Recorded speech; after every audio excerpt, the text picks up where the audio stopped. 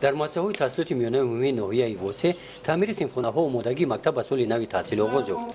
در مکتب رقم 4 دهه قربان شهید با دستگیری اساتید والدین و آموزگاران، صاحبکاران، تشکیلات‌های جمعیتی این سیمخانه تعمیر کرده شد.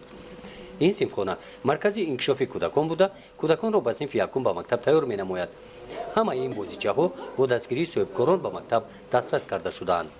در همه مکتب‌ها مرکز انکشاف کودک تشکیل کرده شده است که تیاری به صنف یکم.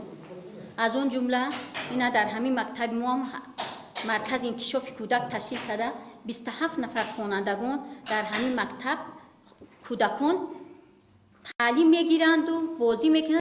خیلی که همین باغچه‌ها هستند در همین مکتب ما به همین کودکان دست میدهیم. سیمخانه نوی مرکز انکشاف کودک در این مؤسسه تعلیمی روزهای نزدیک شده 27 نفر کودکان در اینجا با تعلیم و تربیت فرا گرفته میشوند. در این مؤسسه تعلیمی با دستگیری صاحبکاران سیمخانه کامپیوتری هم تعمیر کرده شده مورد استفاده قرار داده شده است. بنای مؤسسه تحصیلات میانه عمومی رقم 4 دهه قربان شهید سال 1966 ساخته شده است.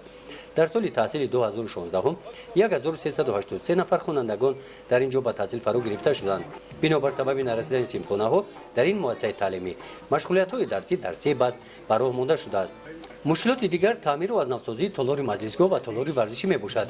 مأموریت این مؤسسه تعلیمی برای حل مشکلات های جای داشته و صاحبکاران تکیه نموده آنها را به مکتب دعوت کرد. و آخرین معلمان صاحبکاران که ختم کنندگان همین مکتب هستند با تشبث مأموریت مکتب و سابقه داران جمعیت دهات صورت گرفت.